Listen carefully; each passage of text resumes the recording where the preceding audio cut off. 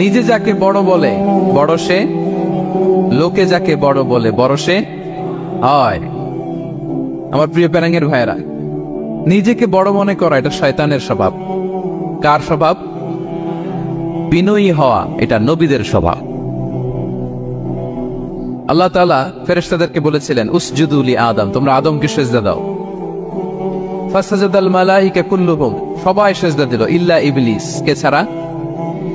ইবলিস ছাড়া। সে নিজেকে বড় মনে করেছিল, শয়তান। সামুদ জাতির নাম শুনেছেন? তাদের কাছে আল্লাহ তাআলা একজন নবী পাঠিয়েছিলেন, নাম হচ্ছে সালেহ আলাইহিস সালাম। আল্লাহ নবী সালেহ আলাইহিস সালাম, তিনি তাদেরকে দাওয়াত দিলেন যে হে আমার জাতিগোষ্ঠীর লোকেরা, এক আল্লাহর ইবাদত করো। তারা অবাধ্য হলো। তিনি সত্যের পথে আহ্বান করলেন, তারা এই কথা শুনলো না। একটার পর একটা আল্লাহর পায়গাম আসে, তারা অবাধ্য হয়, তারা অবাধ্য হয়, তারা আল্লাহ তাআলার আদেশকে মানে না। সবশেষে সামুদ গোত্র, তারা আবার খুব শক্তিশালী ছিল। তারা পাহাড় কেটে আর্কিটেকচার করে ডিজাইন করে কিভাবে আবাসন তৈরি করতে হয়, পাহাড়ি এলাকায় মাউন্টেইন এলাকায় কিভাবে আবাসন তৈরি করতে হয় এটার ব্যাপারে এক্সপার্ট ছিল। তো তারা সালেহ আলাইহিস সালামকে বলল, সালেহ তুমি পাগল, তুমি জাদুকর, তুমি যে আল্লাহর কথা বলছো আমরা মানবো এক শর্তে, যদি এই পাহাড়ের ভেতর থেকে 10 মাস গর্ভধারিণী একটা ওট যদি বের করে আনতে পারো, এমন একটা শি ক্যামেল ওট যদি বের করে আনতে পারো, যেই ওটের পেটের ভেতরে একটা বাচ্চা থাকবে এবং ওটটা পাহাড় থেকে বের হয়েই বাচ্চা ভূমিষ্ঠ করবে, এরপরে ওটের দুধ যেন আমরা খেতে পারি, তুমি যদি এইটা দেখাইতে পারো তাহলে বুঝবো তুমি সত্য নবী। দোয়া করলেন, আল্লাহ আমার এই জাতি সামুদ, তারা তো চেয়েছে যে পাথর ভেতর থেকে যদি একটা উট বেরোয়, ওর যদি বাচ্চা দেয় আর দুধ দেয়, তাহলে তারা তোমাকে মেনে নেবে। আল্লাহ তুমি মেহেরবানি করে এই মিরাকেল, এই মুআজিজা তুমি তাদের দেখিয়ে দাও। আল্লাহ তাআলা দোয়া কবুল করলেন। হাজার হাজার মানুষের সামনে চাক্ষুষ দিবালোকের মুহূর্তে পাথর ভেঙে একটা উট বেরিয়ে এলো বিশাল আকৃতির, এবং 10 মাস গর্ভধারিণী উট, সাথে সাথে এই উট বেরিয়ে বাচ্চা প্রসব করল, এবং সাথে সাথে এই ওলান থেকে উটের দুধ বেরোতে লাগলো। হাজার হাজার লোক এটার ওলান থেকে দুধ নিয়ে তারা তৃপ্ত হল। আচ্ছা, এই মুহূর্তে তাদের কি করা উচিত ছিল বলেন তো? আশহাদু আল্লা ইলাহা ইল্লাল্লাহ ওয়া আশহাদু আন্না মুহাম্মাদুর রাসূলুল্লাহ ওয়া আশহাদু আন্না সালিহান নাবিয়ুল্লাহ, এটা পড়া দরকার ছিল না? দরকার ছিল। কিন্তু তারা একের পর এক গোয়ার তুমি করতে করতে করতে করতে চাক্ষুষ দিনের বেলা এত বড় একটা মুআজিজা দেখার পরেও তারা অস্বীকার করলো। সাল্লাল্লাহু আলাইহি ওয়াসাল্লাম বললেন, তোমরা তোমাদের ওয়াদা পূরণ করো। তারা বললো, তুমি বড্ড বড় জাদুকর। তুমি যেন তোর জাদুকর না, তুমি পাহাড়ের ভেতরে জাদু ঢুকাই ফেলছো। কি মনে হয় তারা লিমিট ক্রস করে ফেলছে না? এবার ক্রস করছে না? তারা সীমা লঙ্ঘন করে ফেলেছে। দে ক্রসড দেয়ার লিমিট। এবার তো আর ছাড় দেয়া যায় না, কারণ আমি আপনাদের বলেছি শুরুতে যে আল্লাহ সব সময় ধরে না, কিন্তু যখন ধরে ছাড়ে না। আযাব চলে আসলো। কি আযাব? আর্থকোয়েক, রাজফা, পুরো ভূখণ্ড কেঁপে উঠলো। কেঁপে ওঠার সাথে সাথে সব মাটিতে পড়ে গেল। 2 নাম্বার আসলো সাউন্ড ওয়েভ, শব্দ নিনাদ, প্রচন্ড শব্দ তরঙ্গ। জিবরাইল আলাইহিস সালাম ওই এলাকার উপরে এসে এমন জোরে চিৎকার মারলেন, ওই চিৎকারে সামুদ গোত্রের প্রতিটি লোক কানের পর্দা ফেটে মুহূর্তের মধ্যে লাশ হয়ে জমিনে পড়ে রইল। Because they cross their limit. তারা তাদের লিমিট ক্রস করেছে।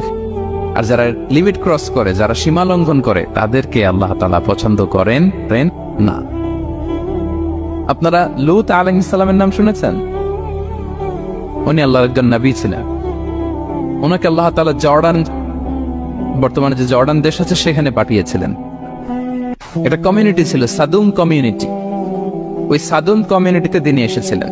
তিনিও দাওয়াত দিলেন, ইয়া কওমি ইবুদুল্লাহ মা লাকুম মিন ইলাহিন গায়রুহু, হে আমার কওমের লোকেরা, আল্লাহর ইবাদত করো, আল্লাহকে মেনে নাও। ওরা অস্বীকৃতি জানালো।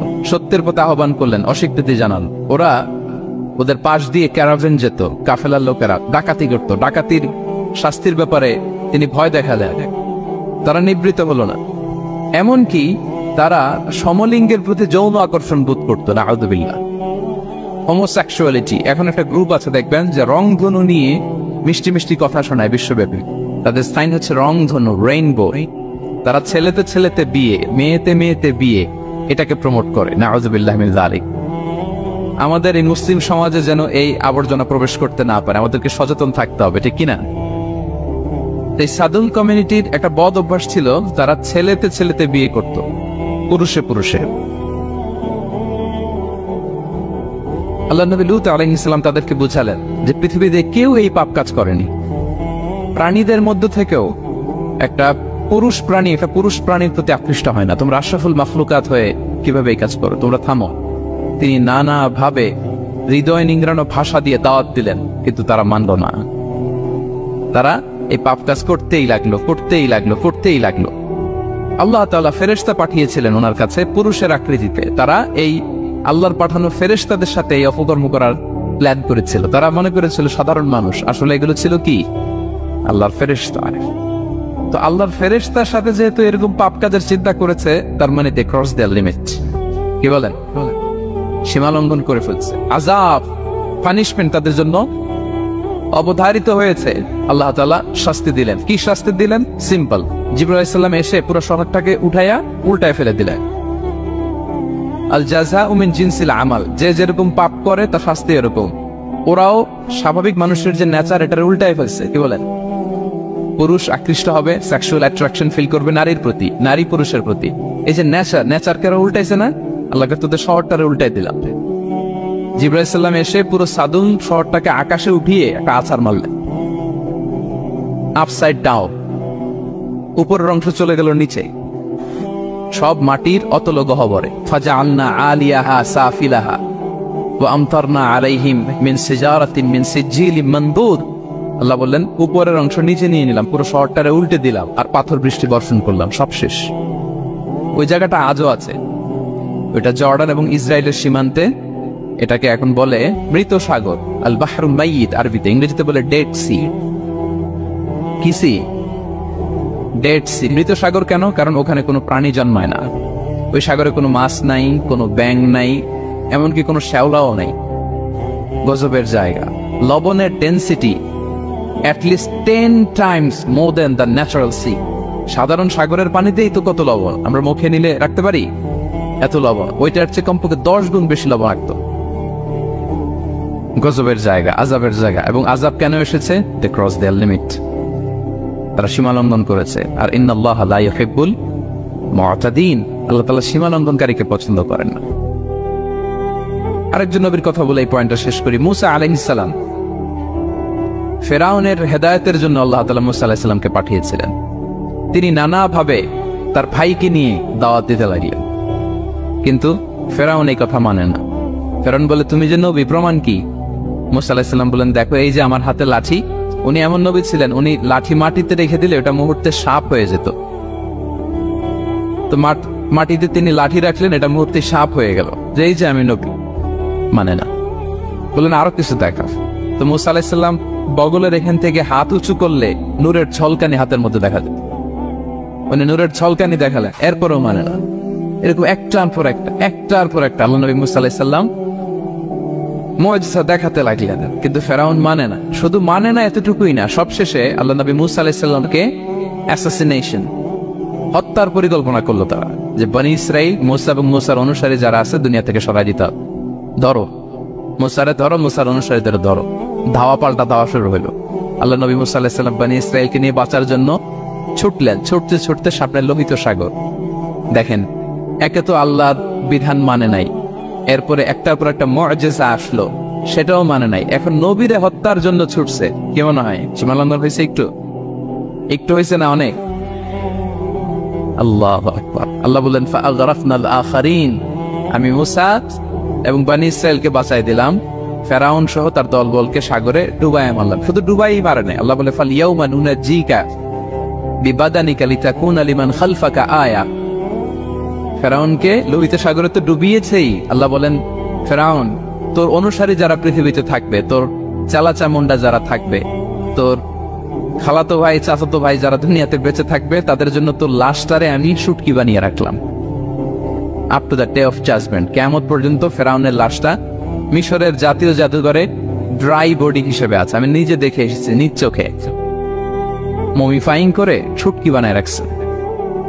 এভাবে পৃথিবীতে যতগুলো জাতিগোষ্ঠীকে আল্লাহ তাআলা আযাব দিয়ে ধ্বংস করেছে তার কারণ হচ্ছে সীমা লঙ্ঘন। তার কারণ কি? প্রিয় ভাইরা, আমরা যেন আমাদের লাইফস্টাইলের দিকে একটু খেয়াল করি যে এই সীমা লঙ্ঘনের কাতারে আমরা চলে আসলাম কিনা, আমরা চলে আসলাম কিনা আমাদেরকে খেয়াল রাখতে হবে। আল্লাহ তাআলা সীমা লঙ্ঘনকারীকে পছন্দ করেন না। ইন্নাল্লাহা লা ইউহিব্বুল মু'তাদিন, তিনি সীমা লঙ্ঘনকারীদেরকে পছন্দ করেন না। এমনকি রাসূলুল্লাহ সাল্লাল্লাহু আলাইহি ওয়াসাল্লামের বায়োগ্রাফি যদি আমরা খেয়াল করি, আমরা দেখব যে তিনি যখন যুদ্ধের জন্য অভিযান পরিচালনা করতেন, দল পাঠাতেন, সেনাবাহিনী পাঠাতেন, তখন তাদেরকে বলতেন, খবরদার যুদ্ধের ময়দানে সীমা লঙ্ঘন করো না, সীমা লঙ্ঘন করো না, খবরদার। যুদ্ধে যদি কেউ হেরে যায়, বন্দীদের সাথে খারাপ আচরণ করো না।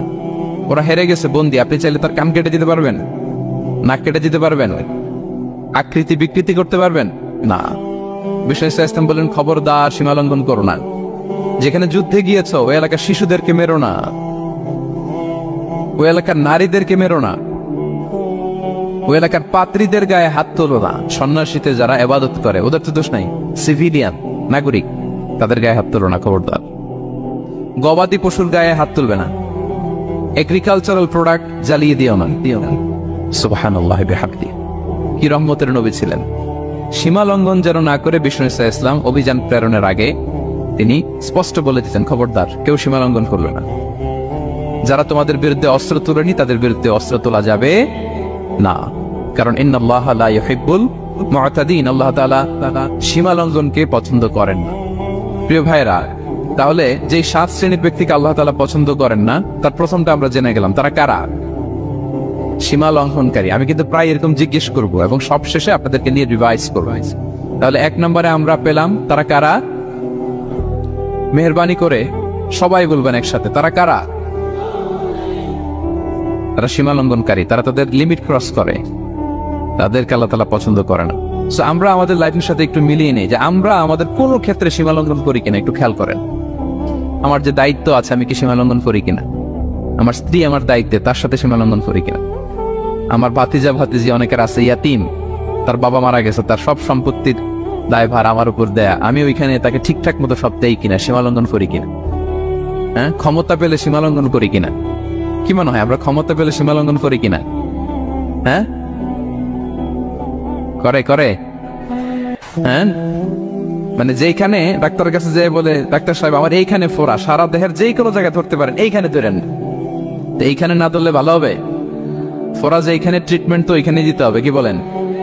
রোগ যেখানে, ওষুধও সীমা লঙ্ঘন। দায়িত্ব পেলে আমরা সীমা লঙ্ঘন করি। এমনকি আমরা যারা ইবাদত করি, অনেকে ইবাদতেও সীমা লঙ্ঘন করি, ইবাদতেও না। ভারসাম্য থাকতে হবে, পরিমিতি বোধ থাকতে হবে। এবং মজার ব্যাপার হচ্ছে আল্লাহ তাআলা দোয়া এবং জিকিরের ক্ষেত্রে এই কথাটা উল্লেখ করেছেন যে তোমরা দোয়া জিকিরের ক্ষেত্রে সীমা লঙ্ঘন করো না। আল্লাহ তাআলা বলেন, উদউ রাব্বাকুম তাদাররুআ ওয়া খুফিয়া ইন্নাহু লা ইউহিব্বুল মু'তাদিন। তোমরা আল্লাহকে ডাকো কেমন ভাবে? তাদাররুআ ওয়া খুফিয়া, সবিনয়ে গোপনে, সবিনয়ে ডাকো, চুপিসারে ডাকো, গোপনে গোপনে ডাকো, অল্প আওয়াজে ডাকো। কারণ কি? ইন্নাল্লাহা লা ইউহিব্বুল মু'তাদিন, আল্লাহ সীমা লঙ্ঘনকারীদেরকে পছন্দ করেন না। তাহলে আপনি যদি দোয়া করেন আল্লাহর কাছে, যখন জিকির করবেন বিনীতভাবে, চুপিসারে, সবিনয়ে, বিষ্ণু ইসলাম যেভাবে শিখিয়েছেন ওইভাবে জিকির করবেন। নাকি জিকির করতে করতে মানুষের কাঁধে উঠবে না? উঠবেন না? ওঠে ওঠে, হ্যাঁ ওঠে। দেখেন আল্লাহ তাআলা যেইখানে 3 ফোঁটা দেওয়া দরকার 3 ফোঁটা দেয়, যেখানে 1 ফোঁটা ওইখানে 1 ফোঁটা দেয়। আল্লাহ তাআলা ইন্নাহু লা ইউহিব্বুল মু'তাদিন, আল্লাহ সীমা লঙ্ঘনকে পছন্দ করেন না। এই কথাটা ঢুকাইছে কোথায়? দোয়া আর জিকিরের মধ্যে। কারণ আল্লাহ জানে আল্লাহর কিছু বান্দা থাকবে তারা দোয়া এবং জিকিরের সময় কি করবে? সীমা লঙ্ঘন করবে। মাঝে মাঝে কিছু ভিডিও ক্লিপসে দেখা যায় জিকির করতে করতে আরেকজনের কাঁধের উপরে, যিনি জিকির পরিচালনা করতেছে তার মাথার উপর। এখন আমি ওয়াজ করতেছি, আপনি যদি লাফাইতে লাফাইতে এসে আমার উপরে পড়েন, হ্যাঁ মাইকের উপরে যদি এসে পড়েন, আমার অবস্থা হবে কি? লাফাতে লাফাতে উপরে উঠে যায়, নিজে ইনজুর্ড হয়, পাশের শ্রোতাকে ইনজুর্ড করে, যিনি আলোচনা পরিচালনা করতেছে তাকে ইনজুর্ড করে। এরকম আছে না নাই? ইন্নাহু লা ইউহিব্বুল মু'তাদিন, আল্লাহ তাআলা সীমা লঙ্ঘনকে পছন্দ করেন না। তাহলে আমাদের প্রত্যেকের উচিত আমাদের লিমিট জানা, আমরা যেন আমাদের কখনো লিমিটকে ক্রস না করি। প্রিয় ভাইরা, এটা প্রতিটি ক্ষেত্রে ইভেন ইবাদতে আমরা যেন সীমা লঙ্ঘন না করি। এই পয়েন্টটা মনে থাকবে আপনাদের? আচ্ছা, তাহলে 2 নম্বরে আমরা চলে যাই। 2 নম্বরে যে শ্রেণীকে আল্লাহ তাআলা পছন্দ করেন না তারা হচ্ছে জালিম বা অত্যাচারী। জালিম বা অত্যাচারী, যারা জুলুম করে তাদেরকে আল্লাহ তাআলা পছন্দ করেন না। আল্লাহ তাআলা বলছেন, فأما الذين كفروا فأعذبهم عذابا شديدا في الدنيا والآخرة وما لهم من ناصرين। যারা দুনিয়াতে কুফরি করবে কঠিন শাস্তি দুনিয়াতেও আখিরাতেও। وأما الذين آمنوا وعملوا الصالحات فيوفيهم أجورهم। আর যারা ঈমান আনবে সৎকর্ম করবে তাদের প্রতিদান আমি আল্লাহ বুঝিয়ে দেব। والله لا يحب الظالمين। তবে জেনে রেখো আল্লাহ তাআলা জালিমিনদেরকে পছন্দ করেন। তাহলে 2 নম্বরে পাওয়া গেল কাদেরকে পছন্দ করে না। আপনি যদি কারো প্রতি জুলুম করেন তাহলে আপনি জালেম, সে হচ্ছে মজলুম। সে কি? মজলুম। মজলুম আপনার ক্ষমা না করলে আল্লাহ তাআলা আপনার ক্ষমা করবে না। মজলুম যদি ক্ষমা না করে আল্লাহ তাআলা কোশ্চিন কালো আপনাকে ক্ষমা করবে না। এজন্য জুলুম যেন আমরা কখনো না করি প্রিয় ভাইরা। জুলুম শুধু আল্লাহ তাআলা আমাদের উপরই হারাম করেনি, আল্লাহ নিজের উপর হারাম করছে। জুলুম শুধু আমাদের জন্যই হারাম না, আল্লাহর জন্য হারাম। আল্লাহ তাআলা বলেন হাদিসে কুদসিতে, ইয়া ইবাদি, হে আমার বান্দারা, ইন্নী হারামতু যুলমা আলা নাফসি, আমি জুলুমকে আমি আল্লাহ নিজের উপরে হারাম করেছি। ওয়া জাআলতুহু বাইনাকুম মুহাররামা, এবং এই জুলুমকে তোমাদের উপর হারাম করেছি। ফালা তাযালামু, তোমরা একে অপরের উপর জুলুম করো না। জুলুম শুধু আমাদের উপরই হারাম না, আল্লাহ নিজের উপর হারাম করেছেন। তাহলে জুলুমের সাথে কি মুমিনের কোনো সম্পর্ক থাকতে পারে? পারে না। এবং আল্লাহ তাআলা কখনো কোনো বান্দার উপর জুলুম করেন না। ওয়া আন্নাল্লাহা লাইসা বিযাল্লামিন লিল আবিদ, তিনি তার বান্দার উপর জুলুম করেন না। কোনোভাবেই যেন জুলুম না হয়ে যায়, এজন্য আল্লাহ তাআলা কিয়ামতের দিন মাওয়াজিনাল কিসত, ন্যায়ের মানদণ্ড তিনি প্রতিষ্ঠা করবেন, যাতে একটু ভুল না হয়ে যায়, জুলুম না হয়ে যায়। আমরা মাঝে মাঝে যে দোকান থেকে বস্তায় বস্তায় চাল নিয়ে আসি না, চাল দেখা যাবে যে 1 মণ চাল হয়তো সামান্য একটু কম হইতে পারে, সামান্য একটু বেশি হইতে পারে, এরকম হয় না? হয় না? দেখবেন যে দিছে 10 কেজি, বাসায় এসে দেখবেন যে 10 কেজির চেয়ে একটু বেশি, একটু সামান্য বেশি কয়েক গ্রাম, অথবা 10 কেজির চেয়ে সামান্য কয়েক গ্রাম কম, এরকম হয়ে যায় না? মানুষ তো আমরা, কি বলেন? কিন্তু আল্লাহর নিক্তি পাল্লায়, মিজানের পাল্লায় এরকম হবে নাকি? হবে? হবে? আল্লাহ বলে না, মাওয়াজিনাল কিসত, ন্যায়ের মানদণ্ড সেটা। ফামাইয়া আমাল মিসকালা যাররাতিন খায়রান ইয়ারা, যাররা পরিমাণ ভালো করেছো তো সেটাও ওজন দেয়া যায় ওই পাল্লায়। সুবহানাল্লাহ পড়বেন না? ওমাইয়া আমাল মিসকালা যাররাতিন শাররান ইয়ারা, অনুপরিমাণ খারাপ করেছো সেটাও ওজন দেয়া যায়, কারণ ওয়া আন্নাল্লাহা লাইসা বিযাল্লামিন লিল আবিদ, তিনি বান্দার উপর জুলুম করেন না। তিনি এমন পাল্লা দিয়েছে যাতে জুলুম না হয়। আমাদেরটাই ভুল হয়ে যেতে পারে, ওনারটাতে ভুল হলে চলবে না, কেউ জিতে যাবে, ঠকে যাবে, কি বলেন? বলেন। জাররা কাকে বলে? জাররা, জাররা মানে এত ছোট জিনিস, এত ক্ষুদ্র জিনিস যেটা খালি চোখে দেখা যায়। বাংলাদেশের শীতের সিজনে টিনের ঘর যাদের থাকে, মনে আছে কিনা জানি না আপনাদের, ওই টিনের চালে যদি ছিদ্র থাকে, শীতের দিন টিনের চালে যদি ছিদ্র থাকে, তাহলে মাঝে মাঝে দেখবেন ওই চিকন ছিদ্রটা দিয়ে সূর্যের একটা আলো ঘরের ভিতরে ঢুকে। মনে পড়ে? টিনের চালের ছিদ্র, চিকন, এই ছিদ্রটা দিয়ে সূর্যের একটা চিকন রশ্মি নিচে পড়ে। তো ওইটার কাছে গেলে দেখা যায় ওই আলোটার মধ্যে পাতলা কি কি যেন ধুলাবালি উঠতেছে। এটা আবার অন্য জায়গায় দেখা যায়, এমনি দেখা যায় না, কিন্তু ওইটার কাছে গেলে দেখা যায় এই আলোটা যেই বরাবর আসছে, এইখানে কিছু ক্ষুদ্র ছোট ধূলিকণা, ডাস্ট ঘুরে বেড়ায়। আল্লাহ বলে এইটার নাম হচ্ছে যাররা। ফামান ইয়ামাল মিসকালা যাররাতিন খায়রান ইয়ারা, এই ডাস্ট ঘুরে বেড়ানো ছোট্ট ধূলিকণা যেটা খালি চোখে দেখা যায় না, এতটুকু ভালো যদি করো সেটাও সেই মিজানের পাল্লায় ওজন দেয়া যায়। এতটুকু খারাপও যদি করো সেটাও সেই মিজানের পাল্লায় ওজন দেয়া যায়। আল্লাহু আকবার। তিনি তার বান্দার উপর জুলুম করেন না। জুলুম তিনি নিজের উপর হারাম করেছেন, আমাদের জন্য কি করেছেন? হারাম করেছেন। এবং বিষ্ণু ইসলাম আরো ভয়ঙ্কর কথা বলেছেন, তিনি বলেছেন মান যালামা কিদা শিবরিন মিনাল আরদি তুবিকাহু মিন সাবঈ আরাদিন, কেউ যদি জুলুম করে তার ভাইয়ের 1 বিঘত পরিমাণ জমিন খায়। 1 বিঘত চিনেন তো? এই যে আমার এই অ্যাঙ্গল থেকে এই অ্যাঙ্গলটা, এটা টান টান করলে যতটুকু জায়গা, এটা বলে 1 বিঘত। শিবর আরবিতে বলে শিব। হ্যাঁ, মান যালামা কিদা শিবর, বিষ্ণু বলেন এই এক শিবর, এক বিঘত জমি যদি কেউ অন্যায় ভাবে জুলুম করে তার ভাইয়ের কাছ থেকে খায়, কিয়ামতের দিন তুবিকা আলাইহি সাবউ আরাদিন, এই 7 জমিনকে আল্লাহ তাআলা তার ঘাড়ে চাপাবে, খা এবার খা। অন্যের জমি খাওয়ার এত শখ ছিল, এবার 7 জমিন ঘাড়ে কর। কিয়ামতের ময়দানে আপনার দেহটারে বিশাল আকৃতির করা হবে, এই 7 জমিনকে আপনার কাঁধে তুলে দেওয়া হবে। এজন্য আমরা অন্যের রাইটস, অধিকার যেন নষ্ট না করি, কারো উপর যেন জুলুম না করি, কোনোভাবেই না। আমরা নানাভাবে এই জুলুমটা করি। আমরা প্রায় দাদার সম্পত্তি থেকে ফুফুদেরকে বঞ্চিত করি, বাবার সম্পদ থেকে বোনদেরকে বঞ্চিত করি, নিজের ভাই আরেক ভাইকে, আপন ভাই ভাইকে বঞ্চিত করে, জুলুম করে। এরকম দৃশ্যপট আমাদের সমাজে আছে না নাই বলেন তো? কিয়ামতের দিন আল্লাহর সুপ্রিম কোর্টের কাঠগড়ায় হিসেব দিতে হবে। আর এই জালিমদেরকে আল্লাহ তাআলা পছন্দ করেন না। এবং সবচেয়ে ভয়ঙ্কর ব্যাপার হচ্ছে, আপনি যখন কারোর উপর জুলুম করেন, ওই মাজলুম আর আল্লাহর মাঝখানে কোনো ফারাক থাকে না। আল্লাহ এই ফারাকের পর্দা উঠায় নেয়। বিষ্ণুই বলেন ইত্তাকি দাওয়াতাল মাজলুম, তোমরা মজলুমের বদদোয়াকে ভয় করো, খবরদার।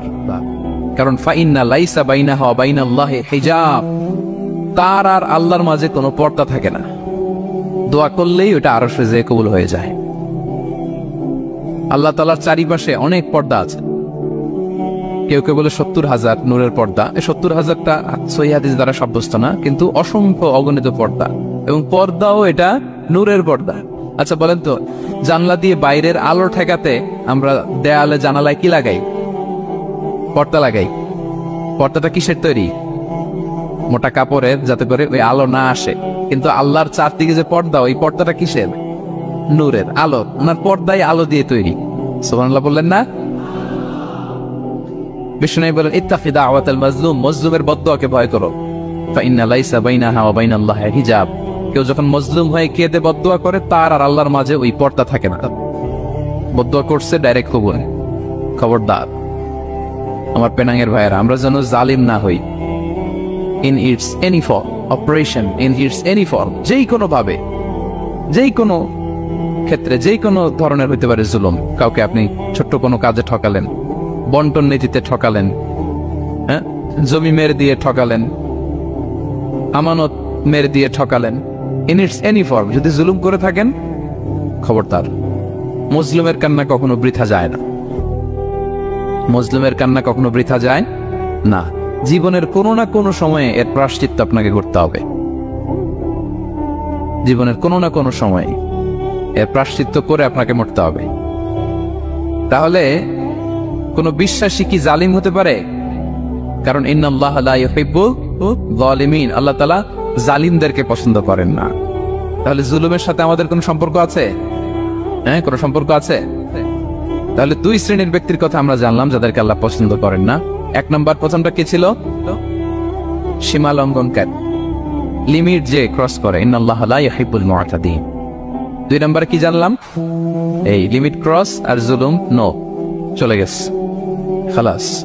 এবার 3 নম্বরে দেখি আল্লাহ কাদেরকে পছন্দ করেন। 3 নম্বরে আল্লাহ তাআলা অহংকারী, দাম্ভিক লোককে পছন্দ করেন না। অহংকারী, আমাদের তো অহংকার নাই না? আছে? অহংকার আছে? কিসের অহংকার বলেন? টাকার, আর ক্ষমতার, আর সৌন্দর্যের, আর হ্যাঁ পাওয়ার, সোশ্যাল পাওয়ার। এই যে অহংকার, অহংকারের খাঁচা থেকে মুক্ত রাখো আমাদেরকে তুমি প্রভু হয়ে, পড়েন আমিন। এটা একটা ভয়ঙ্কর খাঁচা। আচ্ছা, অহংকার করার আমাদের আছে কি বলেন তো? কিছুই নেই। আল্লাহ বলে ওয়া খুলিকাল ইনসানু দাঈফা, তোমাদেরকে আমি দুর্বল করে তৈরি করছি। আমরা দুর্বল, শুধু দুর্বল না, দুর্বলের ঘরের দুর্বল। দুর্বল, আমার বাপ ছিল দুর্বল, আমার দাদা ছিল দুর্বল, আমরা 14 গোষ্ঠী কি? হাল আতা আলাল ইনসানি হিনুম মিনাদ দাহরি লাম ইয়াকুন শাইআম মাযকুরা। আল্লাহ বলেন একটা সময় ছিল, উল্লেখ করার মতো তোমার কিছুই ছিল না। আজকে তো এত লম্বা চড়া মানুষ, আমরা কিছুই ছিলাম না। আমার বর্তমানে বয়স চলে 36, 37। আজ থেকে 37 বছর আগে আমি কি ছিলাম? আমার অস্তিত্বই ছিল না। আমার কোনো নাম ছিল না, আমার কোনো গ্রাম ছিল না, আমার কোনো অ্যাড্রেস ছিল না, আমার কোনো পরিচিতি ছিল না। আজ থেকে আরো 37 বছর পরে একটু খেয়াল করেন তো, এখন তো 37, আরো 37 ধরেন বাঁচলাম, এরপরে আমি দুনিয়া, দুনিয়া থাকবে কিন্তু আমি নাই। আজকে কার জন্য আটকে আছে দুনিয়ার কাজ বলেন তো? আপনার দাদার জন্য, আপনার নানার জন্য। তো আপনাকে লাগে কেন? আপনাকে লাগে? লাগে না তো আমাকে। আমি দুনিয়া, একদিন কিছুই ছিলাম না। আল্লাহ বলেন হাল আতা আলাল ইনসানি হিরুম মিনাদ দাহরি লাম ইয়াকুন শাইআম মাযকুরা। তুমি কিছু ছিলা, একটা সময় কিছুই ছিল না, উল্লেখ করার মতো তুমি কিছুই ছিল না। অস্তিত্বহীনের জগৎ থেকে তোমাকে আমি অস্তিত্বে আনলাম। তোমার বাবার পৃষ্ঠদেশ থেকে তোমার মায়ের গর্ভাশয়ে আমি তোমাকে ফেললাম। সেখানে আমি আল্লাহ তোমাকে একটু একটু করে তিলে তিলে বড় করলাম। 9 মাস 10 মাস পরে মায়ের পেট থেকে দুনিয়াতে তুমি আসলে। দেখেন তো দুনিয়ায় আসার পরে আমাদের অবস্থাটা কি? কাপড় নাই, চোপড় নাই, এভাবে চলে আসছি। আসার পরে কেউ যদি মুখে খাবার তুলে দেয় তাইলে খাইতে পারি, হ্যাঁ, তাও লিকুইড খাবার, এদিক দিয়ে দিলে এদিক দিয়ে পড়ে যায়, খালি মুছতে হয়। মেহমান একজন এসে আদর করে কোলে নিচে পেশাব করে দিছি ভরাইয়া, আসে না নাই? হয়েছে না, হয়েছে না? এরকম আদর করে একটা কোলে নিছেন, এখনই না ডায়াপার আসছে মিয়া। আজ থেকে 10 বছর আগে এগুলো ছিল নাকি? প্যাম্পাস ডায়াপার ছিল, এই কাঁথা টাতা নিয়ে কোলে নেওয়া লাগতো, তারপরে দিছে ওদিক দিয়ে জামাটা ভিজে শেষ। ইভেন রাসূল সাল্লাল্লাহু আলাইহি ওয়াসাল্লামের কোলে এরকম বাচ্চারা পেশাব করে দিছে, এরকম হাদিস আছে। আদর করে মায়েরা বাবারা আসলেই তো তার বাচ্চাকে রাসূল সাল্লাল্লাহু আলাইহি ওয়াসাল্লাম কোলে দিতেন, পেশাব করে দিত। তো কার কোলে উঠছে এটাও জানি না, পেশাব করে ভরাই দিচ্ছে, পেশাব পায়খানা করে শয়লাভ। লিকুইড দিলে খেতে পারি, শক্ত কিছু খেতে পারি না। এই তো আমি, এই তো আমার ক্ষমতা। একজন যে বললেন ক্ষমতার অহংকার, এই তো ক্ষমতাটা তো এতটুকু। এরপরে যখন জোয়ান হয়েছে, এখন তো জোয়ান, এখানে একটা ভূমিকম্প হইলে কি অবস্থা হবে বলেন তো জোয়ানদের? হ্যাঁ, কাঁপতে কাঁপতে সব শেষ। একটা ভূমিকম্প, একটা তুফান হলে ওটার বিরুদ্ধে দাঁড়াতে পারিনি। একটা তুফান, রাস্তায় টায়ার পাংচার হলে লাফ দিয়ে ওঠে। ক্ষমতা আমার নাকি ক্ষমতার অহংকার? কি দুর্বল আমরা, হ্যাঁ? কুকুর আমাদেরকে কামড় দিলে আমরা কুকুরের কামড়ও দিতে পারি না, ঠিক কিনা? মশা যে কামড়া, এটা ধরতে না পারলে কিছু করতে পারি? কামড় মাইরা দিছে দৌড়, বল্লা পোকা এসে যদি কামড় দিয়ে দৌড় দিয়ে কিছু করতে পারেন? তো কিসের ক্ষমতা আপনার? এরপর আবার যদি 70-80 বছর হায়াত পাই, আবার আগের মতো যেখানে বসি ওইখানেই ডাইরেক্ট, আছে না নাই? বয়স যখন 80 হয়ে যায় আর থাকে শরীরের কন্ট্রোল, আবার যেখানে বসে ওইখানেই পেশাব পায়খানা। খাবার দিলে খাইতে পারি, পিঠটা পাকা হয়ে কুজু হয়ে গেছে, এর নাকি আবার অহংকার সাজে? অহংকার সাজে একজনের, আওয়াজ করে বলতে হবে তিনি কে? 3 নম্বরে অহংকার দাম্ভিককে আল্লাহ পছন্দ করেন না। প্রিয় ভাইরা, আল্লাহ বলেন কারুনের ঘটনাকে আল্লাহ এখানে এনেছেন। আল্লাহ বলেন ইন্না কারুনা কানা মিন কওমি মূসা। কারুন ছিল মুসা আলাইহিস সালামের কওমের লোক, মুসা আলাইহিস সালামের কাজিন ছিল মূলত। কারুন নামে একজন সম্পদশালী ছিল। মিশরের রাজধানী কায়রো থেকে 100 কিলো দূরে ফাইয়ুম নামে একটা জেলা আছে, ওখানে তার বাড়ি ঘর। আমি দেখে এসেছি, কয়েকবার গিয়েছে। তো ফাবাগা আলাইহিম, সে মানুষের উপর চড়াও হলো। ওয়া আতাইনাহু মিনাল কুনুজি মা ইন্না মাফাতিহাহু লাতানূ বিল উসবাতি উলিল কুওয়া। আল্লাহ বলেন এই কারণকে আমি এত সম্পদ দিয়েছি, এত বেশি ছিল তার সম্পদগুলো যে সে আলমারির ভিতরে রাখতো। ওই আলমারির যে চাবি হইতো, এই চাবিগুলোরে ওজন করার জন্য, কাঁধে নেওয়ার জন্য 10 জন পেশি শক্তি পুরুষ লাগতো। আলমারি রাখার জন্য না, কি রাখার জন্য?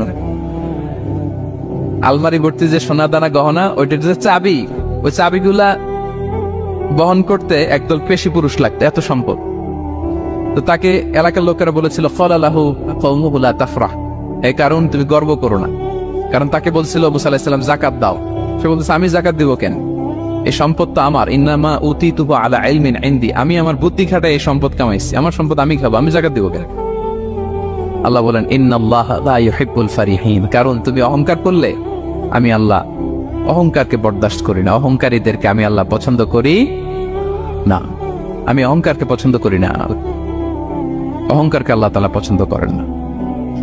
কি হয়েছিল কারণের নসিবে? আল্লাহ বলেন ফাখাসাফনা বিহি ওয়া বিদারিহিল আরদ ফামা কানা লাহু মিন ফিআতি ইয়ানসুরুনাহু মিন দুনিল্লাহ ওমা কানা মিনাল মুমতাসসিরিন। আল্লাহ বলেন সে যখন অহংকার দেখালো আমি কারুনকে আর কারুনের সব সম্পদ মাটির ভেতরে দাবিয়ে দিলাম, মুহূর্তেই দাবিয়ে দিলাম। সহিহ বুখারীতে এসেছে ইয়াতাজালজালু ফিল আরদ, প্রতিদিন 1 বিঘত করে কারুন জমিনের ভিতরে যেতেই থাকবে যেতেই থাকবে যেতেই থাকবে কিয়ামতের আগ পর্যন্ত। আল্লাহু আকবার। কারণ অহংকার করেছিল। আল্লাহ বলে আমি অহংকারীদের পছন্দ করি না। সূরা লোকমানে আল্লাহ বললেন ওয়ালা তুসাইর খাদ্দাকা লিন-নাস, মানুষ থেকে মুখ ফিরিও না। ওয়ালা তামশি ফিল আরদা মারাহা, জমিনে অহংকার ভরে হেঁটো না। ইন্নাল্লাহা লা ইউহিব্বু কুল্লা মুখতালিন ফাখুর, আল্লাহ তাআলা অহংকারীদেরকে দাম্ভিকদেরকে পছন্দ করেন না। এই যে আমি বলছি যে 7 শ্রেণীর লোককে আল্লাহ পছন্দ করেন না, এটা আমার মন গড়া বানানো কথা? প্রতিটি কথার পেছনে কোরআনের যুক্তি আছে। কোরআনে আল্লাহ তাআলা বলছেন আল্লাহ অহংকারীদেরকে পছন্দ করেন না। অহংকার করা যাবে না আমার প্রিয় ভাইয়েরা। একটু মনোযোগী হন, এই আয়াতের তাফসীরটা একটু সংক্ষেপে বুঝিয়ে দেই। আল্লাহ তাআলা বলছেন ইন্নাল্লাহা লা ইউহিব্বু কুল্লা মুখতালিন ফাখুর, আল্লাহ কোন মুখতাল আর ফাকুরকে পছন্দ করেন না। মুখতাল আর ফাকুর মানে কি? মুখতাল মানে যে অহংকার করে মনে মনে। কিছু লোক আছে ভিতরে ভিতরে নিজের বড় মনে করে, বাইরে বলে না বা বলার সাহস পায় না, কিন্তু ভিতরে ভিতরে ভাবে আমি কোন হনুরে। কি বলে? আমি কোন? আমি তো বড়, আরে আমার চেয়ে বড় বেশি জানে নাকি কেউ? আমার চেয়ে কিছু পারে নাকি? আমি তো, কিন্তু এটা মুখ দিয়ে বলে না, ভিতরে ভিতরে আছে না নাই? এদেরকে আরবিতে বলে মুখতাল। কি বলে? মুখতাল। আরেকজন ফাখুর, সে শুধু ভিতরে না, এটা প্রকাশ্যে বলে বেড়ায়। এটা আরো ডেঞ্জারাস। ফাখুর সে আরো খারাপ, সে প্রকাশ্যে তার অহংকার প্রদর্শন করে, বলে বেড়ায় যে আমি বড় আমি বড় আমি বড়। এই আমি বড় কথাটাই সবচেয়ে ভয়ঙ্কর। আমি বড় কথাটাই সবচেয়ে ভয়ঙ্কর। নিজে যাকে বড় বলে বড় সে, লোকে যাকে বড় বলে বড় সে হয়। আমার প্রিয় প্যারাঙ্গের ভাইয়েরা, নিজেকে বড় মনে করা এটা শয়তানের স্বভাব। কার স্বভাব? বিনয়ী হওয়া এটা নবীদের স্বভাব। আল্লাহ তাআলা ফেরেশতাদেরকে বলেছিলেন উসজুদু লি আদম, তোমরা আদমকে সিজদা দাও। ফাসাজাদাল মালাইকা কুল্লুহুম, সবাই সিজদা দিল ইল্লা ইবলিস, কে ছাড়া?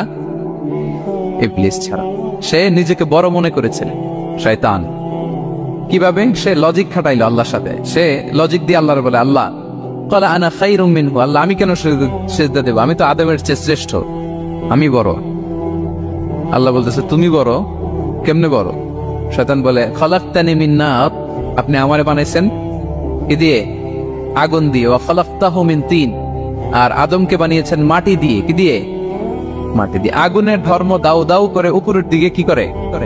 ওঠে, আর মাটি ঢিলা রেখে দিলে নিচে পড়ে যায়। তো সে যুক্তি দিয়ে বলতেছে আল্লাহ ঊর্ধ্বগামী কোন জিনিস তো নিম্নগামী কোন জিনিসের কাছে মাথা নোয়াতে পারে? যুক্তি। মনে রাখবেন, যুক্তি সব জায়গায় খাটে। আপনার অফিসের যে বস, মালয়েশিয়ান ভাষায় বসরে কি বলেন আপনারা? ওকে, তোকে। আপনার তোকের সামনে যে আপনি লজিক খাটাইলে হবে? বস যেটা বলে ওইটাই ফাইনাল।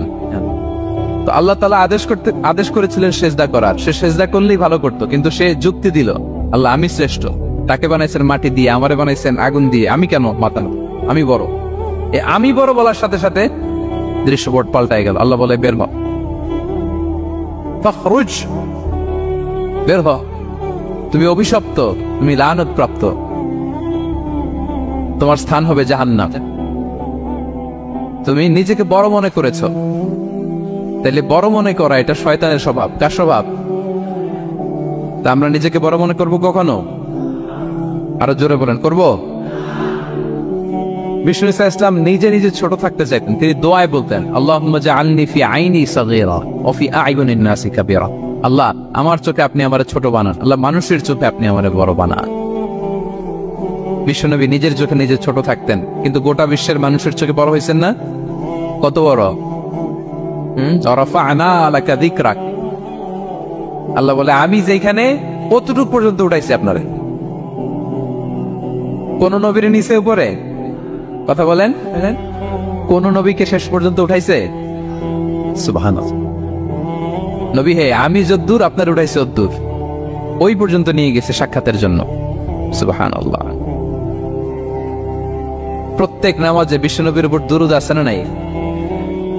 কিয়ামত পর্যন্ত বিশ্বনবীর প্রতি ভালোবাসা আমাদের পক্ষ থেকে আছে না নাই? আছে। আল্লাহ তাআলা ওনাকে বড় করেছেন।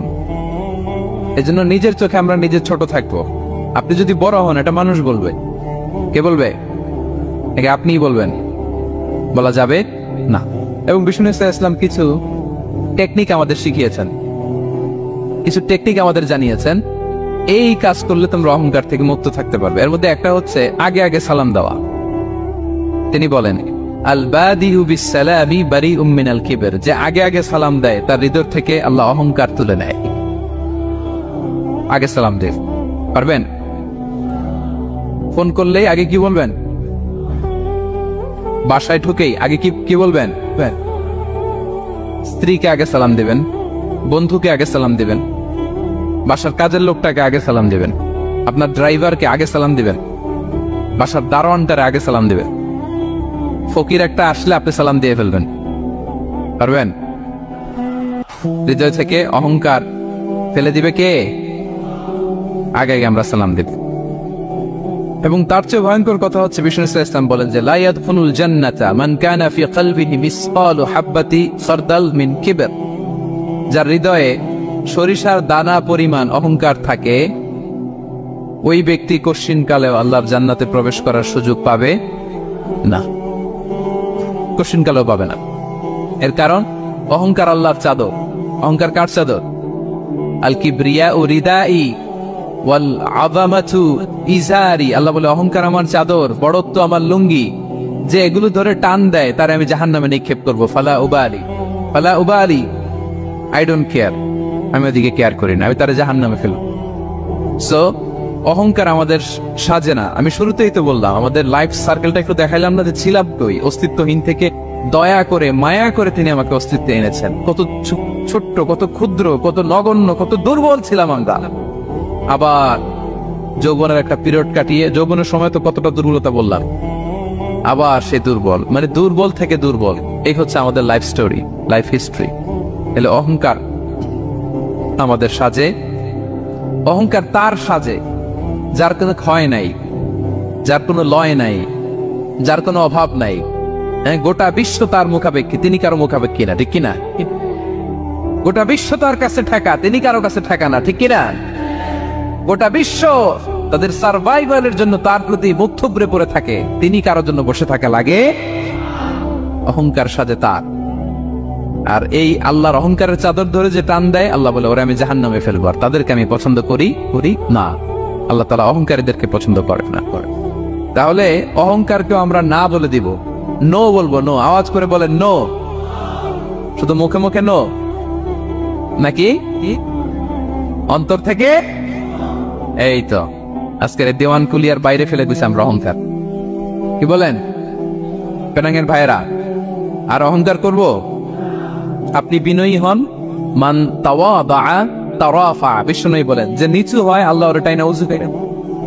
আপনি বিনয়ী হবেন, আল্লাহ তার উঁচু করবে। আর আপনি উঠতে চাবেন, এক থাপ্পড় মেরে জমিনে আল্লাহ মিশাই দিবে। এজন্য বড়ত্ব, দাম্ভিকতা এটা আল্লাহর পোশাক। আমরা যেন তার পোশাক ধরে টান না দেই। এই পয়েন্টটা কি সবার কাছে ক্লিয়ার? আচ্ছা, কয়টা গেল? এক নম্বরে কি ছিল? হ্যাঁ, সীমা লঙ্ঘনকারীকে আল্লাহ তাআলা পছন্দ করেন না। 2 নাম্বার, এই তো মনে রাখছেন, মাশাআল্লাহ, অনেক এনার্জেটিক অডিয়েন্স, খেয়াল রাখছে। আর শুরুতে বলছিলাম তো, মনে রেখে দিছে, জানেন ধরবে তো মাঝখানে। আচ্ছা, জালিমকে আল্লাহ পছন্দ করেন না। এইমাত্র যেটা বললাম 3 নাম্বার, অহংকারী ব্যক্তিকে আল্লাহ পছন্দ করেন না। 4 নাম্বার হচ্ছে অপচয়কারী বা অপব্যয়কারী। অপচয়কারী বা অপব্যয়কারী, এই শ্রেণীর ব্যক্তিকে আল্লাহ তাআলা পছন্দ করেন। আল্লাহ বলেন কুলু ওয়াশরাবু ওয়ালা তুসরিফু, তোমরা খাও পান করো, কিন্তু ওয়ালা তুসরিফু, তোমরা অপব্যয় করো না। ইন্নাহু লা ইউহিব্বুল মুসরিফিন, আল্লাহ তাআলা অপব্যয়কারীকে পছন্দ করেন না। অপচয়, প্রয়োজন নাই তারপরও খরচ, অপ্রয়োজনীয় খরচ, এটা আল্লাহ পছন্দ করেন না। ইভেন কি দানের ক্ষেত্রেও, আপনি যে দান করবেন, এখানেও ভারসাম্যপূর্ণ দানের কথা বলা হয়েছে। আল্লাহ বলছেন ওয়াল্লাযীনা ইযা আনফাকু লাম ইউসরিফু ওয়া লাম ইয়াকতুরু ওয়া কানা বাইনা যালিকা কাওয়ামা। যারা দান করে, দানের ক্ষেত্রে কৃপণতাও করে না, আবার সব দিয়ে দেন। যেমন আপনার ছেলের স্কুলের বেতন দিতে হবে, ফ্যামিলির খরচ আছে, এটা আছে সেটা আছে, কিন্তু আপনি বেতনে সব দিয়ে দিলেন একজনকে, তো আপনি চলবেন কেমনে? দেয়া যাবে না, ভারসাম্যপূর্ণ হয় নাই, ভারসাম্যপূর্ণ হইতে হবে। তাহলে অপচয়টা আল্লাহ তাআলা পছন্দ করেন না। এবং বিষ্ণু ইসলাম বলেছেন, কুলু ওয়াশরাবু, খাও পান করো, ওয়া তাসাদ্দাকু, দান করো, ওয়ালবাসু, যা মনে চায় পরিধান করো। ভালো পোশাক পরিধান করে আপনি আল্লাহ শুকর করবেন, কোনো অসুবিধা নেই, কিন্তু শর্ত হচ্ছে মা লাম ইউখালিতুহু ইসরাফ, এটার মধ্যে কোন ধরনের অপচয় অপব্যয় থাকতে পারবে আও বাখিলা, অথবা বড়ত্ব থাকতে পারবে না। তাহলে 4 নম্বরে আমরা জানলাম যে অপচয়কারীকে আল্লাহ তাআলা পছন্দ করেন। শুধু এখানেই শেষ না, আল্লাহ তাআলা অপচয়কারীকে শয়তানের ভাইয়ের সাথে তুলনা করেছেন। কার ভাই? আল্লাহ বলেন ওয়ালা তুবাযযির তাবযীরা, তোমরা অপচয় করো না, কারণ ইন্নাল মুবাযযিরিনা কানু ইখওয়ানাশ শায়াতিন। অপচয়কারী কার ভাই? ওয়া কানা শাইতানু লিরাব্বিহি কাফুরা, শয়তান তার প্রভুর ব্যাপারে অকৃতজ্ঞ। তাহলে আমরা জানলাম অপচয়কারী কার ভাই। আচ্ছা বলেন তো, বুঝে শুনে উত্তর দেন, যিনি শয়তানের ভাই উনি নিজেও একটা কি? বলে বলছেন আপনারাই, আমি আর কি বলবো? যারা আল্লাহ শয়তানের ভাই বানাইছে ও নিজেও একটা কি? তাহলে এটা যেন আমরা না করি, আমরা যেন পরিমিতি বোধ যেন আমাদের ব্যয়ের ভেতরে থাকে। এই আয়াতগুলোতে আমরা 2টা শব্দ পাই, একটা ইসরাফ আর একটা তাবযীর। ইন্নাল্লাহা লা ইউহিব্বুল মুসরিফিন, আর জায়গায় ওয়ালা তুবাযযির তাবযীরা। দুটোই হারাম পেনাঙ্গের ভাইয়েরা। পার্থক্যটা কি? পার্থক্য হচ্ছে ইসরাফ মানে হচ্ছে বৈধ বা হালাল কোনো ক্ষেত্রে প্রয়োজনাতিরিক্ত ব্যয় করা। হালাল কিন্তু অতিরিক্ত খরচ করছে। বাসায় আম লাগবে 2 কেজি, কয় কেজি? 2 কেজি হলে সুন্দর খাওয়া যায়, নিয়ে আসছেন 10 কেজি, কয় কেজি? 3 দিন পরে এগুলো পচে টচে নষ্ট হয়েছে, অপচয় হয়েছে না? কিন্তু আম কিনা হালাল না হারাম? আম খাওয়া হালাল না হারাম? তাহলে এই যে হালাল জিনিসে প্রয়োজনাতিরিক্ত যে খরচ করছেন এটাকে বলে ইসরাফ, এটা নিশ্চয়। আরেকটা আল্লাহ যেটা আরো ভয়ঙ্কর, শয়তানের ভাই বানাইছে আল্লাহ যে কারণে, ওটার বলে তাবযীর। ওটা কি? তাবযীর হচ্ছে অবৈধ বা হারাম কোন ক্ষেত্রে প্রয়োজনাতিরিক্ত ব্যয় করা। এমনি কাজটা হারাম। এমনি কাজটা কি বলেন তো? মদ খাওয়া কি? এখন ট্রাক ভর্তি করে মদ নিয়ে আসছেন। নাচানাচের অনুষ্ঠানে ফান্ডিং করা কি? অশ্লীলতা, নৃত্য প্রদর্শনের একটা প্রোগ্রাম হবে নারীদের, এটাতে ফান্ডিং করাটা কি? হারাম। এখানে আপনি হাত খুলে দান করছেন, এটার বলে তাবযীর। তাহলে ইসরাফও হারাম, তাবযীরও হারাম। 2টার মধ্যে বেশি হারাম হচ্ছে তাবযীর। যে তাবযীরের কারণে আল্লাহ তাআলা তাকে শয়তানের ভাই বলেছেন। তাহলে অপচয়ের সাথে আমাদের কোনো সম্পর্ক, আমরা একটু গলা ফাটিয়ে অপচয়কে নো বলে দিব। আওয়াজ করে বলেন নো। আজকে থেকে আর কোনো অপচয় নাই, আজকে থেকে অপচয় নাই। বিষ্ণু ইসলাম একবার আম্মাজান আয়েশা রাদিয়াল্লাহু তাআলা আনহার ঘরে ঢুকলেন। ফাওয়াজাদা কিসরাতা খুবজিন মুলকাতিন আলাল আরদ। আম্মাজান আয়েশার ঘরে ঢুকেই দেখলেন এক টুকরো রুটি মাটিতে পড়ে। কোথায় পড়ে আছে? ফাগাদিবান নবী সাল্লাল্লাহু আলাইহি ওয়াসাল্লাম রেগে গেলেন, তিনি রাগান্বিত হলেন, প্রচন্ড রেগে গেলেন। রেগে আম্মাজান আয়েশাকে বললেন, আয়েশা, এই যে আল্লাহর রিজকে তুমি নষ্ট করছো, আল্লাহর রিজিকের মূল্যায়ন করতে শেখো আয়েশা। কোন ঘরে যদি আল্লাহর রিজিক আসে আর ওই রিজিককে যদি মূল্যায়ন করা না হয়, তাহলে সেই রিজিক আর এই ঘরে আসে না। কারণ এই রুটিটা খেয়েই তো তুমি বেঁচেছিলা, ঠিক কিনা?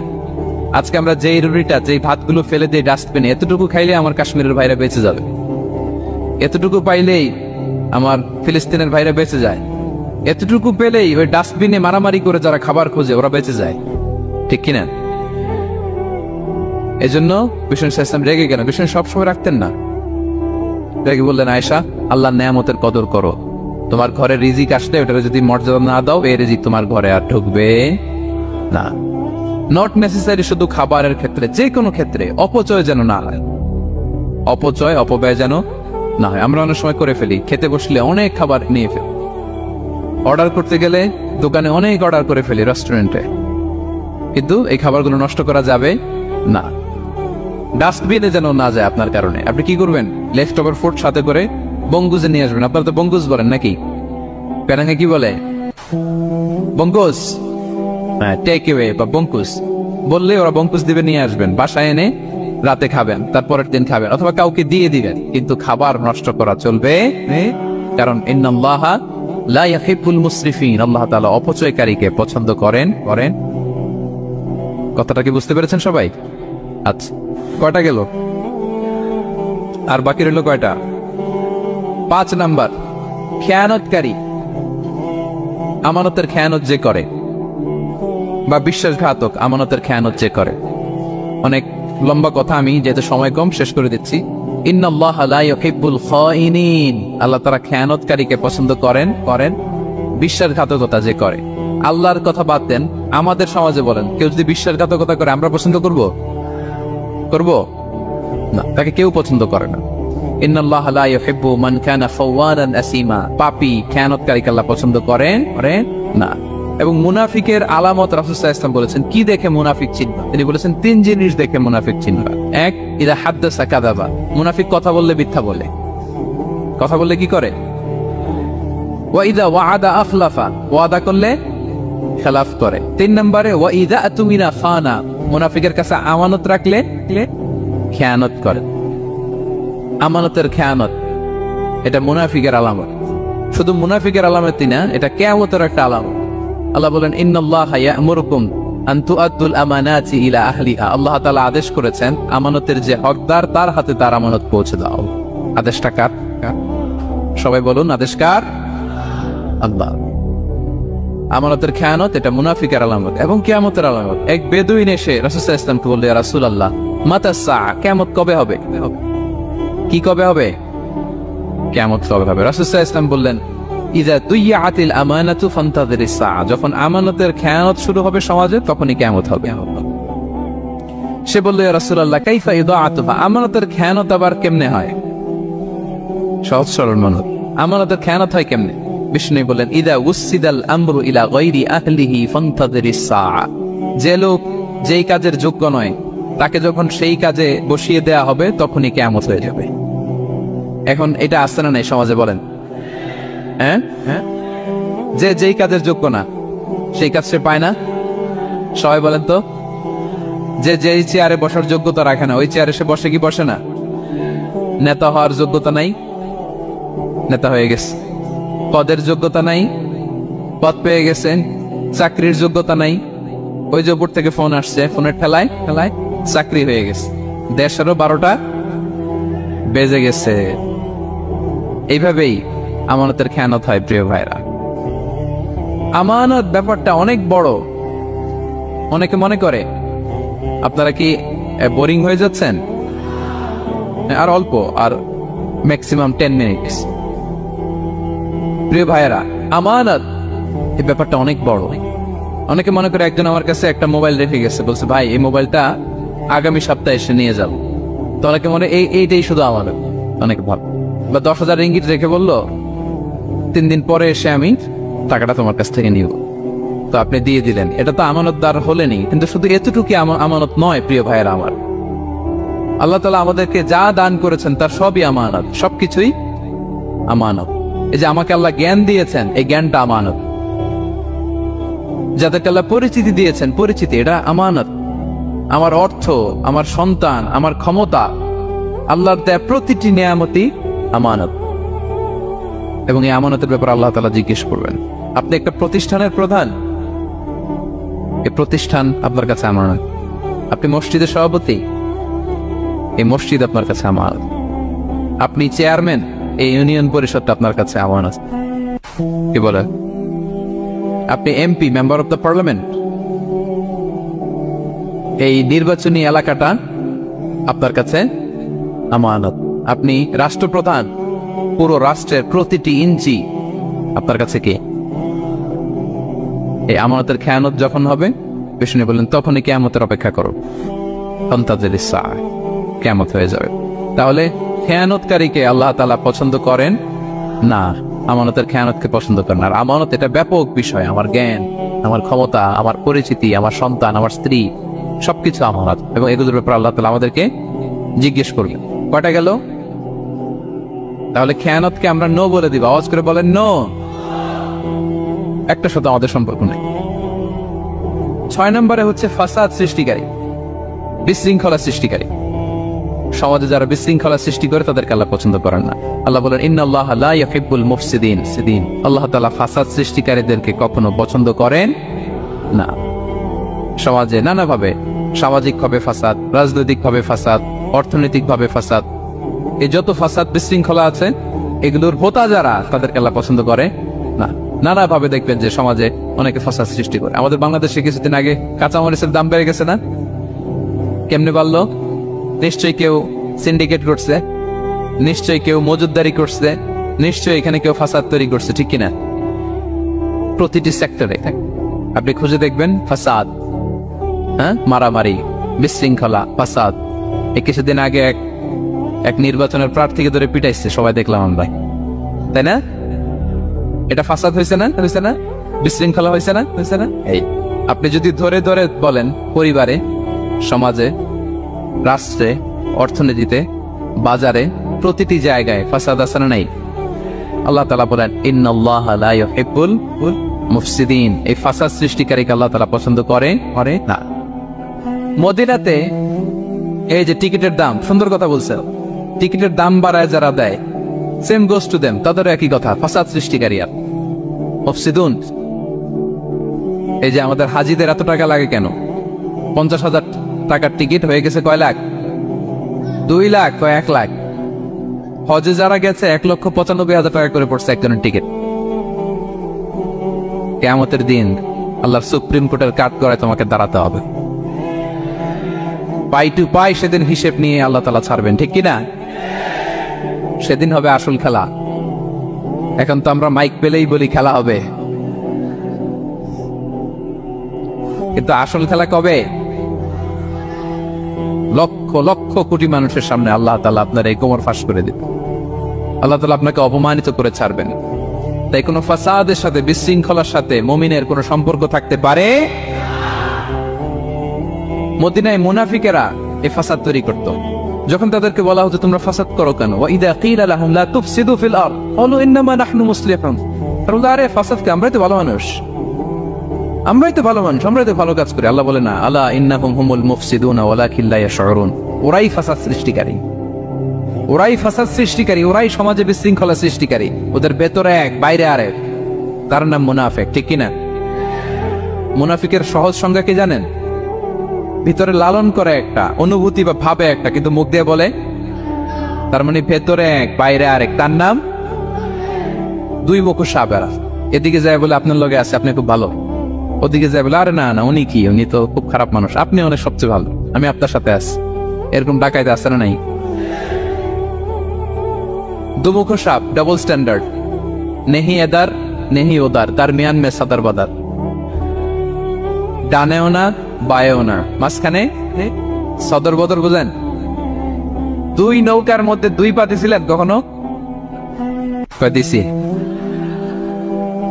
অবস্থা কি হয়েছিল তোমার বলো? হ্যাঁ, পড়ে গেছিল? পড়বে। দুই নৌকায় দুই পা দেওয়া যায় না, হয় এই পা এদিকে নিয়ে আসতে হবে, না ওদিকে চলে যেতে হবে। দুই পা দিলে এই উল্টায় পড়বে। মুনাফিকদের স্বভাব এটা, দুমুখো সাপ, ডাবল স্ট্যান্ডার্ড মেনটেন করে, টু ফেসড পার্সোনালিটি এরা।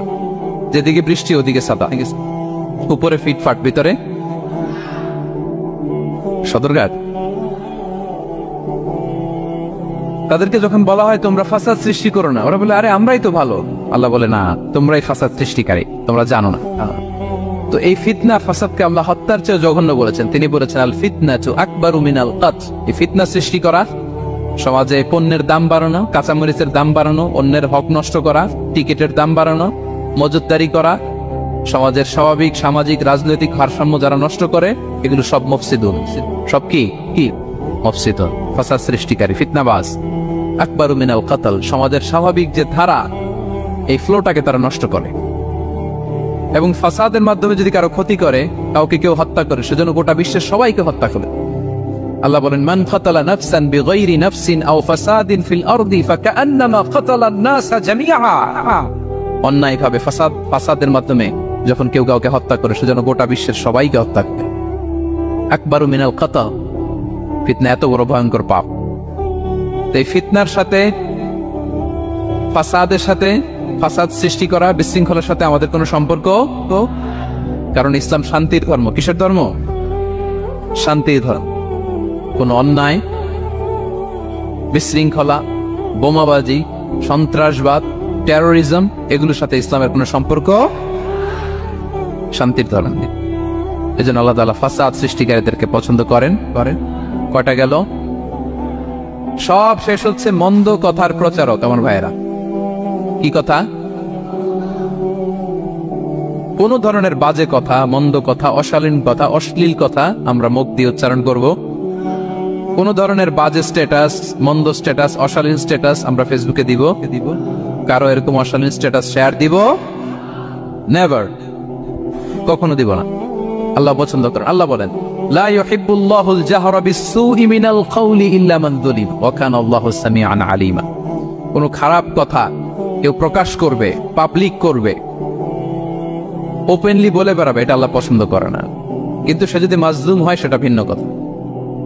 কোন ধরনের অশ্লীল কথা, অশালীন কথা মুমিনের মুখ দিয়ে বের হতে পারে? রাসূল সাল্লাল্লাহু আলাইহি ওয়াসাল্লামের ব্যাপারে দেখেন, আনাস রাদিয়াল্লাহু কি বলেন? তিনি বলেন, লাম ইয়াকুনিন নবিয়্যু সাল্লাল্লাহু আলাইহি ওয়াসাল্লাম সাব্বাবান। বিষ্ণু সাল্লাল্লাহু আলাইহি ওয়াসাল্লাম মুখ দিয়ে কোনোদিন কাউরে বকা দেয় নাই, গালি দেয় নাই। ওয়ালা ফাহাশান, আমার নবী কখনো তার জবান মোবারক দিয়ে অশালীন কথা বলেন নাই। ওয়ালা লাআনান, কাউকে লানত তিনি করেন নাই। সুবহানাল্লাহ পড়েন। তো সেই নবীর উম্মত হয়ে আমরা কোনো খারাপ কথা বলবো, অশালীন কথা? একসাথে বন্ধুরা যখন বসেন আড্ডা দিতে, যে অনেক অশ্লীল কথা বলে ফেলে, আছে না নাই? বন্ধুরা কি বলেন আপনারা? Cowan Cowan Cowan. তো এই যে একসাথে বসতে যে অনেক সময় অশালীন, অশ্লীল কথাবার্তা অনেকে বলে ফেলে, এদেরকে আল্লাহ তাআলা পছন্দ করে না। এই জাতীয় কথা যেন আমাদের মুখ দিয়ে কখনো বের না হয়। এবং অশ্লীলতার প্রচার যারা সমাজে ঘটায়, আল্লাহ বলে তাদেরকে দুনিয়াতেও আমি লাঞ্ছিত করব, শাস্তি দেবো, আখিরাতেও দেব। আল্লাহ তাআলা বলছেন, ইন্নাল্লাযীনা ইউহিব্বুনা আন তাশিআল ফাহিশাতু ফিল্লাযীনা আমানু লাহুম আযাবুন আলীম ফিদ দুনিয়া ওয়াল আখিরাহ। যারা চায় মুমিনদের মাঝে অশ্লীলতা ছড়িয়ে পড়ুক, তাদেরকে দুনিয়া আখিরাতে আমি লাঞ্ছিত করে ছাড়বো। দুনিয়ায় লাঞ্ছিত, আখিরাতেও লাঞ্ছিত। দুনিয়াতেও আযাব, আখিরাতেও। এজন্য অশ্লীলতার সাথে আমাদের কোনো সম্পর্ক নাই। আমরা কোনো অশ্লীল কথা যেন আমরা না বলি। এখন অশ্লীলতার সয়লাভ, নাটকের নামে, সিনেমার নামে, বিনোদনের নামে, আছে না নাই? এই যে ডিভাইস, হ্যাঁ, সয়লাভ, আপনি ঢুকবেন আর বেরোতে পারবেন না, এমন ভাবে আপনাকে এঙ্গেজ করে রাখবে। এগুলোর সাথে মুমিনের কোনো সম্পর্ক আছে না। মুমিন যেটাই করবে ওটা হালাল পন্থায় করবে, ঠিক কিনা? ঠিক কিনা? তাই কোনো অশ্লীলতাকে আমরা শেয়ার দেব না। সোশ্যাল মিডিয়ায় কোনো অশ্লীল ভিডিও দেখবো না, শেয়ারও দিব না। কোনো অশ্লীল নাটক, সিনেমা, এগুলো আমরা দেখবো না। দিনকে দিন এটা এমন ভাবে গ্রাস করতেছে, আমাদের সমাজটাকে শেষ করে ফেলতেছে এক এক নামে। পত্রপত্রিকা আমরা দেখি এখন নতুন কি আসছে, ওটিটি প্ল্যাটফর্ম। এরপরে কি আসছে, ওয়েব সিরিজ, আছে না নাই? গত কিছুদিন আগে আমি সোশ্যাল মিডিয়া দেখলাম বিভিন্ন জনে স্ট্যাটাস দিচ্ছে, তৈ তৈ তৈ তৈ তৈ, বয়াম পাখি কই। তো আমি ভাবছি হয়তো কোনো বিখ্যাত কবির কবিতা শেয়ার দিচ্ছে। আমি পরে সার্চ দিয়ে দেখি সর্বনাশ, একটা ইন্টারভিউ দেখলাম একজন, এটা নাকি কোন একটা ওয়েব সিরিজ বা মুভি, এই জাতীয় কিছু একটা। তো দেখেন, কবিতার নামে, গানের নামে, সাহিত্যের নামে, সংস্কৃতির নামে, এন্টারটেইনমেন্টের নামে, বিনোদনের নামে এই অশ্লীলতার সয়লাভ, ঠিক কিনা? কিনা? এই অশ্লীলতার সাথে আমাদের কোনো সম্পর্ক আছে? আমরা যেন মুখ দিয়ে উচ্চারণ না করি।